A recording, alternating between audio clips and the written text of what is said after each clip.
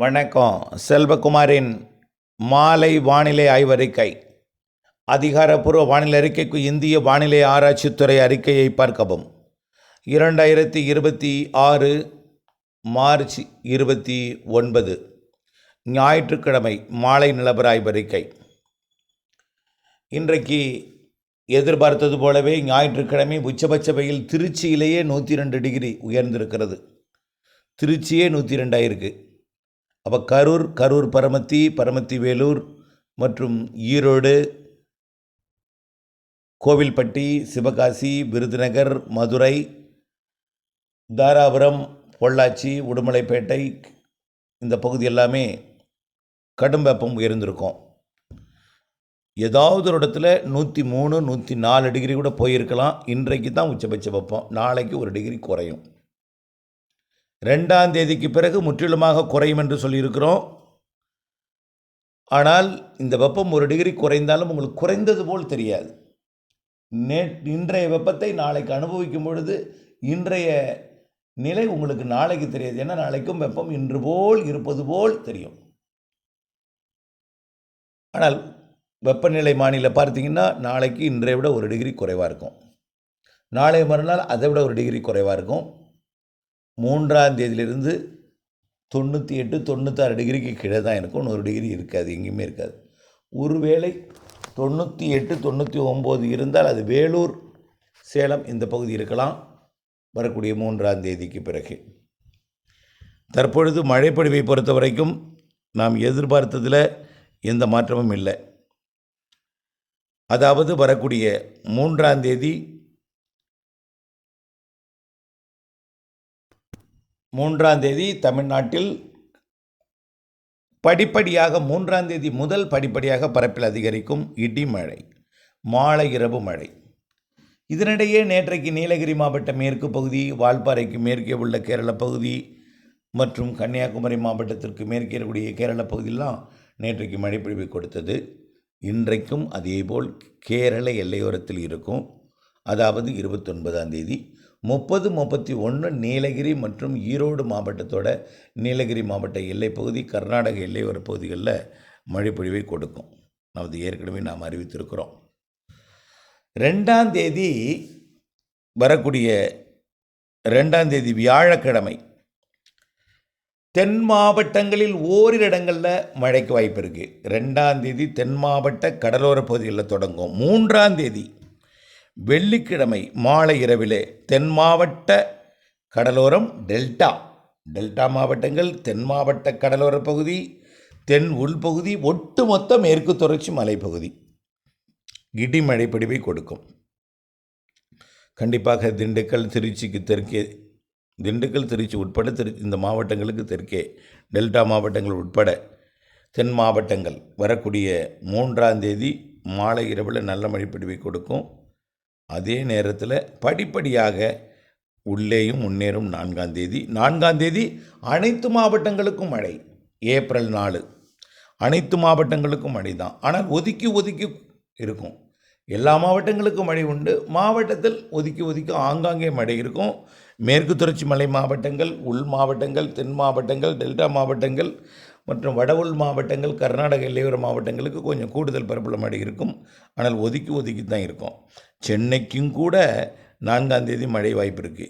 5ஆம் தேதி முதல் மழையோட பரப்பும் கூடும், மழைப்பொழிவு அளவும் கூடும், மழைப்பொழிவு நேரமும் கூடும். 5ஆம் தேதியிலிருந்து 11ஆம் தேதி வரைக்கும், 12ஆம் தேதி வரைக்கும் இதில் வரக்கூடிய 8, 9, 10 சென்னைக்கெல்லாம் கனமழையே இருக்குது. 8, 9, 10 சென்னைக்கெல்லாம் கனமழை. 5ஆம் தேதிக்கு மேலே வடகடலோரத்திற்கும் வட உள்பகுதிகளுக்கும் 7, 8, 9 சென்னை உட்பட திருவள்ளூர், செங்கல்பட்டு, காஞ்சிபுரம், திருப்பத்தூர், வேலூர், திருவண்ணாமலை, கள்ளக்குறிச்சி, விழுப்புரம், புதுச்சேரிக்கும் நல்ல மழைப்பொழிவு 7, 8, 9, 10 தேதிகளில் கொடுக்கும். அனைத்து மாவட்டங்களுக்கும் மழை உண்டு.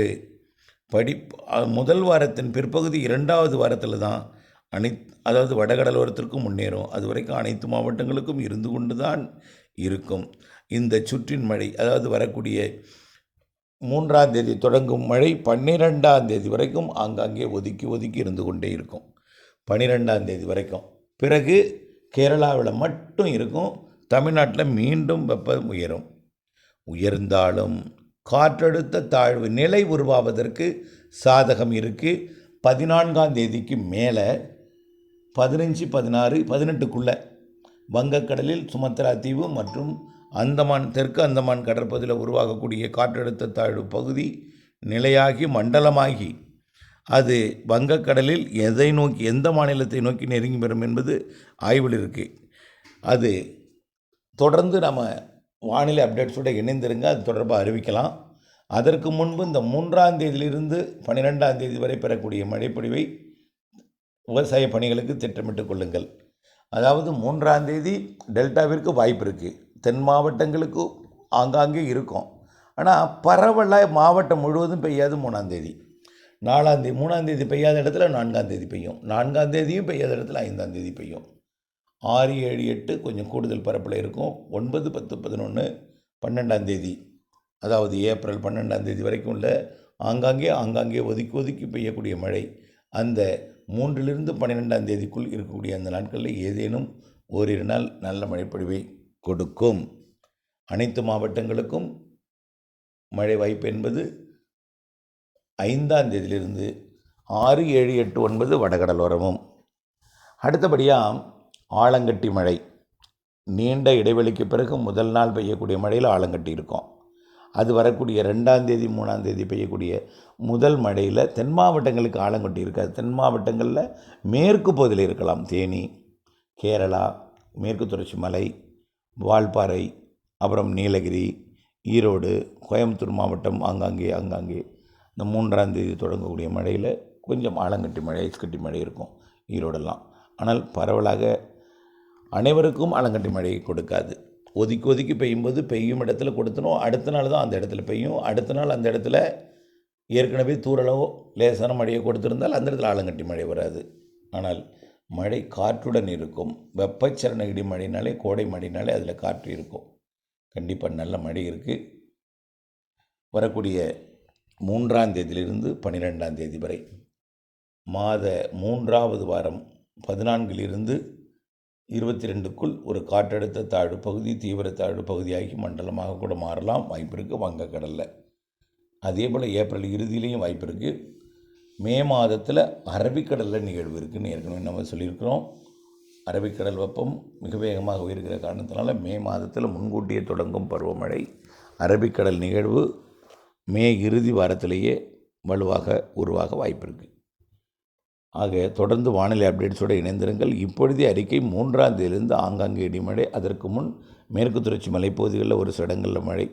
3ஆம் தேதி தொடங்கி படிப்படியாக 4, 5, 6, 7, 8ன்னு ஆங்காங்கே மழைப்பொழிவை கொடுக்கும். அது தொடர்பான அப்டேட்ஸை பார்த்து திட்டமிட்ட பணி செய்து அன்போடு கேட்டுக்கொள்கிறேன். நன்றி.